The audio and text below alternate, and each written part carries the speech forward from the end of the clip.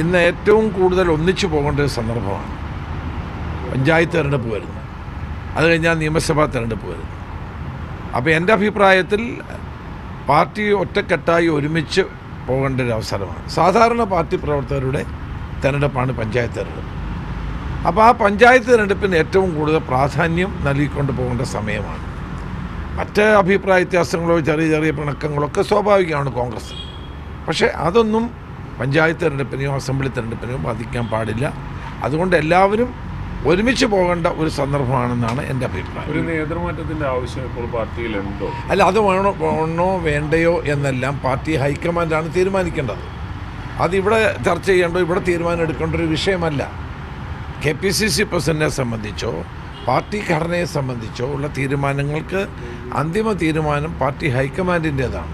വെറുതെ ആവശ്യമില്ലാത്ത വാർത്തകൾ വന്ന് പാർട്ടി പ്രവർത്തകരിൽ ആശയക്കുഴപ്പമുണ്ടാക്കുന്നതും പാർട്ടി വിശ്വാസികളുടെ പ്രയാസം ഉണ്ടാക്കുന്നതുമായ ഒരു കാര്യം ഉണ്ടാകാൻ പാടില്ല.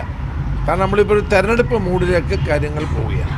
ഈ നേതൃതലത്തിലുള്ള പ്രശ്നങ്ങൾ ആത്യന്തികമായി കോൺഗ്രസ് പാർട്ടിയിലുള്ള പൊതുജനങ്ങളുടെ ഒരു വിശ്വാസ്യത ഇടിയാനും കൂടി. അല്ല, അതുകൊണ്ടാണ് പറഞ്ഞത് ഇനിയിപ്പോൾ തെരഞ്ഞെടുപ്പിലേക്ക് കടക്കാൻ പോകുന്ന സന്ദർഭമാണ്. അതുകൊണ്ട് എല്ലാവരും ഒരുമിച്ച് നിന്ന് പ്രവർത്തിക്കണം എന്നുള്ളതാണ് എൻ്റെ അഭിപ്രായം. ഇപ്പം തന്നെ ഇതുമായിട്ട് ബന്ധപ്പെട്ടുകൊണ്ട് വല്ല സർവേകളൊക്കെ വല്ലതും നമ്മൾ ഏർപ്പെടുത്തിയിട്ടുണ്ട്. അങ്ങനെ വല്ല സർവേകൾ വല്ലതും നടക്കുന്നുണ്ട്.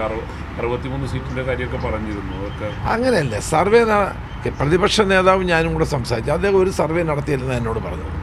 പിന്നെ നമുക്കറിയാമല്ലോ, നമ്മളൊക്കെ വർഷങ്ങളായി രാഷ്ട്രീയത്തിൽ പ്രവർത്തിക്കുന്നവരല്ലേ, നമുക്കറിയാമല്ലോ ഏത് സീറ്റുകളിലാണ് നമ്മൾ കോൺസെൻട്രേറ്റ് ചെയ്യേണ്ടതെന്നൊക്കെ എല്ലാവർക്കും അറിയാമല്ലോ. അപ്പോൾ അതുകൊണ്ട് അത്തരം വാർത്തകൾ ശരിയല്ലെന്നാണ് എൻ്റെ അഭിപ്രായം. നേതാക്കൾ അനാവശ്യമായുള്ള പ്രസ്താവനകൾ നിർത്തിയാൽ ഈ വിവാദങ്ങൾ അല്ല, അത് തീർച്ചയായിട്ടും നമ്മളെല്ലാവരും ഒരുമിച്ച് പോകേണ്ട സമയമാണ്.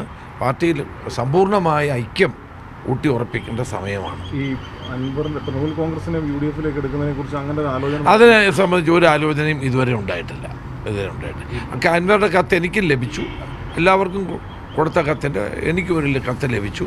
പക്ഷേ UDF അതിനുശേഷം കൂടിയിട്ടില്ല, അതിനൊരു ചർച്ച ഉണ്ടായിട്ടില്ല.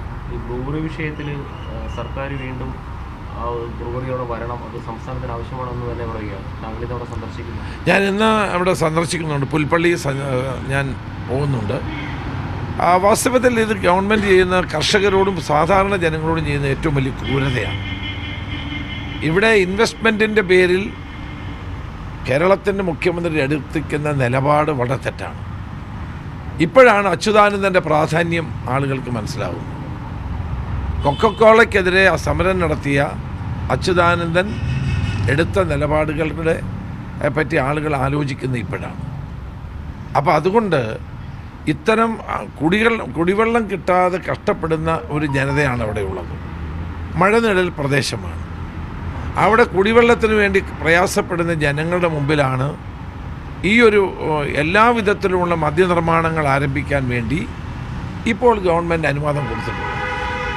അത് വലിയ തെറ്റായിരിക്കും. തന്നെയല്ല, ഇന്നലെ രാജേഷ് മന്ത്രി ഒരു കാര്യം, ഞങ്ങൾ അടിയന്തര പ്രമേയം കൊണ്ടുവന്നില്ല. അദ്ദേഹം പാർലമെൻ്ററി കാര്യ മന്ത്രിയല്ലേ, അദ്ദേഹത്തിന് ചട്ടങ്ങളും നിയമങ്ങളും അറിയേണ്ട ആളല്ലേ. അഴിമതി ആരോപണമോ ഞങ്ങളെ അടിയന്തര പ്രമേയമായി കൊന്ന അപ്പം തന്നെ സ്പീക്കർ അത് നിഷേധിക്കും. കാരണം അടിയന്തര പ്രമേയത്തിൽ അങ്ങനെ അഴിമതി ആരോപണം ഉന്നയിക്കാൻ കഴിയില്ല. അതുകൊണ്ടാണ് അദ്ദേഹം എന്തുകൊണ്ടാണ് ആവർത്തിച്ച് ചോദിക്കുകയാണ്, പാർലമെൻ്ററി കാര്യ മന്ത്രിക്ക് ഇതിനെപ്പറ്റിയൊന്നും ധാരണയില്ലേ? ധാരണ ഉണ്ടാകണ്ടേ?